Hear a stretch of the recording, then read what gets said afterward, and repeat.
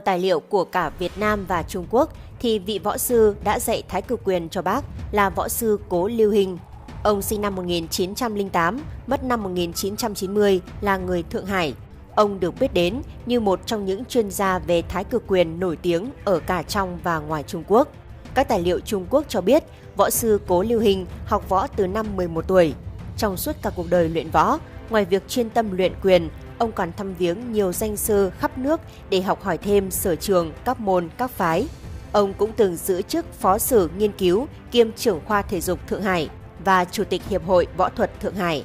Năm 2004, trên tạp chí Võ thuật Trung Hoa có đăng lại một bài tự thuật của võ sư Cố Lưu Hình về chuyến sang Việt Nam dạy võ cho Hồ Chủ tịch. Nhờ đó chúng ta mới biết rõ về việc học Thái cực quyền của Bác Hồ.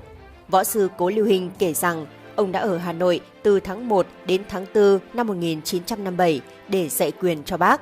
Việc này bắt nguồn từ chuyến thăm của Thủ tướng Chu Ân Lai và Phó Thủ tướng Hạ Long tháng 10 năm 1956. Khi đó, Phó Thủ tướng Hạ Long vốn là một người ham thích võ thuật, đã giới thiệu với bác về tác dụng dưỡng sinh và trị bệnh của Thái cực quyền. Bác Hồ nghe xong rất hứng thú nên đề nghị phía Trung Quốc cử chuyên gia sang hướng dẫn. Sau chuyến thăm này, Ủy ban Thể dục Thể thao Trung Quốc đã giao nhiệm vụ cho võ sư Cố Lưu Hình. Trước khi sang Hà Nội dạy Bác Hồ, ông Cố Lưu Hình rất băn khoăn vì Thái cực quyền có nội dung chiến đấu mà bác thì tuổi đã cao, hơn nữa lại là lãnh đạo nhà nước. Dạy nhẹ thì không hiệu quả, mà nặng quá thì lại là không tôn trọng. Sau cùng, ông Hoàng Trung, Phó chủ nhiệm Ủy ban Thể dục Thể thao Trung Quốc quyết định chỉ cần chú trọng đến phương diện y lý trị bệnh mà không cần dạy chiến đấu, kỹ tích. Ngày 12 tháng 1 năm 1957, võ sư Cố đến Hà Nội bằng tàu hỏa. Bác cử người của Ban Ngoại vụ ra đón. Thời gian đó bác đang bận chủ trì một hội nghị của Đảng, nhưng ngày hôm sau, người vẫn thu xếp thời gian đến gặp võ sư Cố. Người nói chuyện với võ sư bằng tiếng Quảng Đông rất lưu loát. Trong buổi gặp đầu tiên ấy, Cố Lưu Hình đã tặng bác 3 cuốn Thái cực quyền giản hóa do Ủy ban Thể dục Thể thao Trung Quốc ấn hành và toàn bộ hình ảnh Dương Trừng Phủ đi quyền. Võ sư Cố Lưu Hình viết: Hồ Chủ tịch quy định thời gian tập buổi sáng từ 6 giờ đến 6 giờ 30, chiều từ 18 giờ đến 19 giờ. Trong buổi tiệc chúc mừng năm mới, tôi được Hồ Chủ tịch mời tham dự và giới thiệu với một số cán bộ cao cấp. Phần lớn trong số họ là xuất thân từ quân ngũ, cơ thể vạm vỡ, sức khỏe dồi dào. Tôi tự nghĩ là không biết liệu mọi người có chịu tiếp thu nguyên tắc của Thái cực quyền được hay không. Do vậy, tôi có đề nghị với Hồ Chủ tịch rằng trước tiên giảng về quyền lý, phương pháp luyện tập để có cơ sở ban đầu. Hồ Chủ tịch rất tán đồng.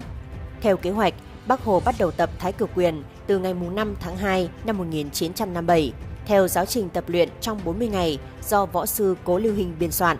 Bác rất trân trọng nhân tài và cũng rất quan tâm đến mọi người nên đã chỉ thị cho những cận vệ và các cán bộ gần gũi mình cùng tập luyện.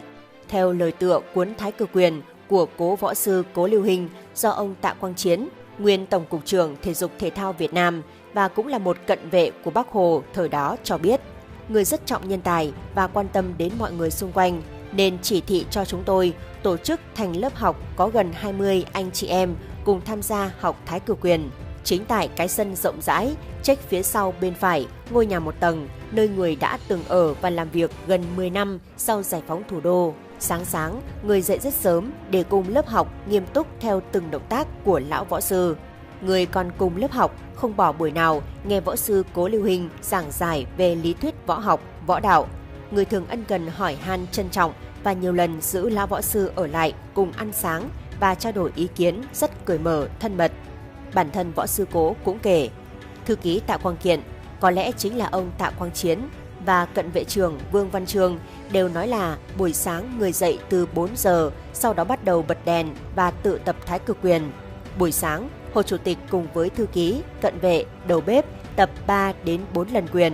Buổi tối, có lúc lại ngồi xem tôi hướng dẫn luyện, vừa tập theo đồng thời chỉnh tư thế cho mọi người.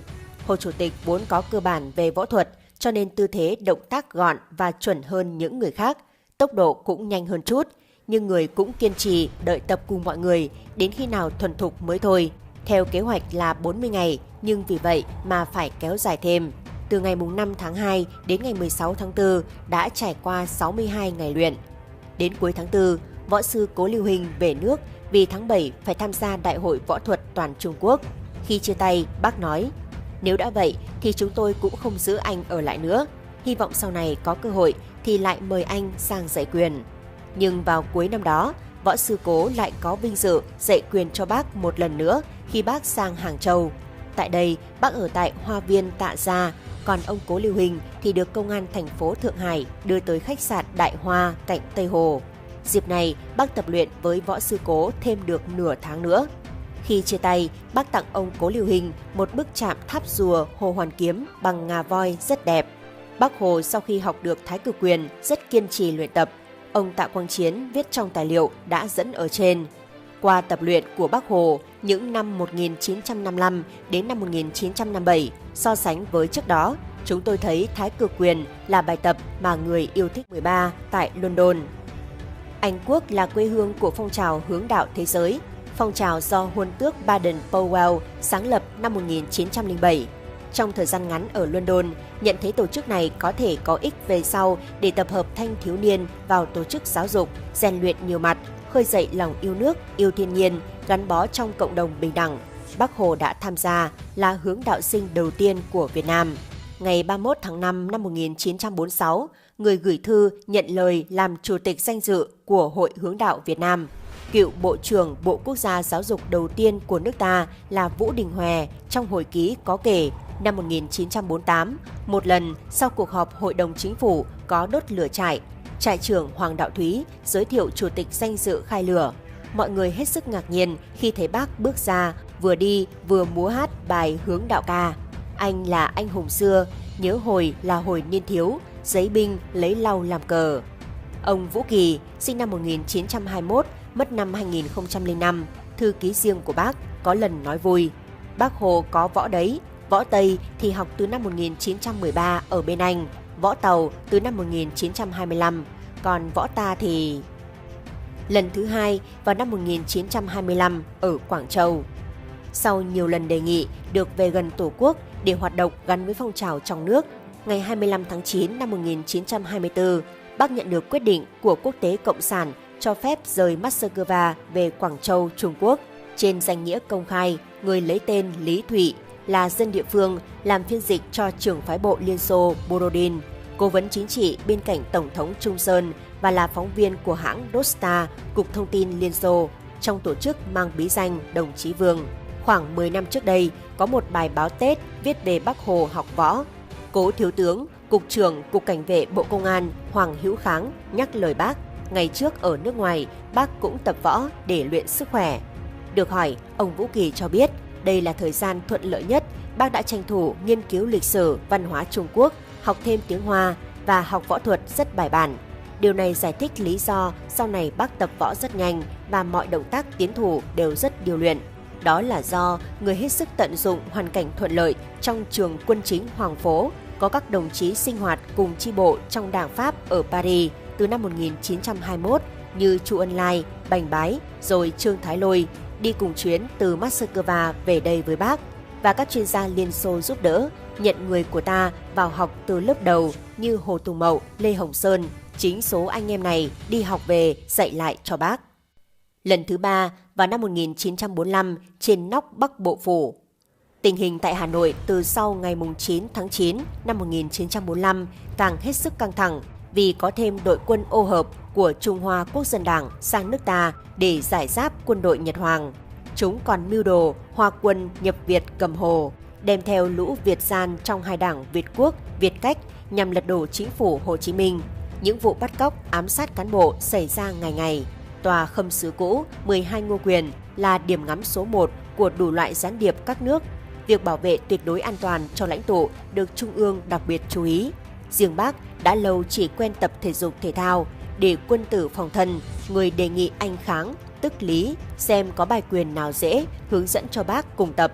Anh Lý lĩnh ý, bác cháu sẽ tập bài Bát Bộ Liên Hoa Quyền. Anh nghĩ tuổi bác đã 55, tập nhanh cũng phải mất 1 tuần. Nhưng không ngờ, bác cháu trên sân thượng, sáng từ 5 giờ, tối lúc trăng lên, chỉ 3 ngày, bác đã lắp ráp, lướt những đường quyền mềm mại, nhanh nhẹn, rồi lại đột nhiên trụ vững các thế, Thái Sơn áp đỉnh, độc cước phi thần. Những năm trên chiến khu Việt Bắc, sáng, tối, sau bài tập thể dục, Bác vẫn luyện các bài quyền và động viên, hướng dẫn cả các vị bộ, thứ trưởng cùng tập, khó có ai không tập theo lời Bác. Lần thứ tư, vào năm 1955, trong phủ Chủ tịch. Ở Hà Nội, điều kiện đã tốt hơn, nhưng tuổi Bác đã 65. Trung ương đề nghị Bác mời một chuyên gia Trung Quốc sang hướng dẫn môn tập hiện đại phù hợp.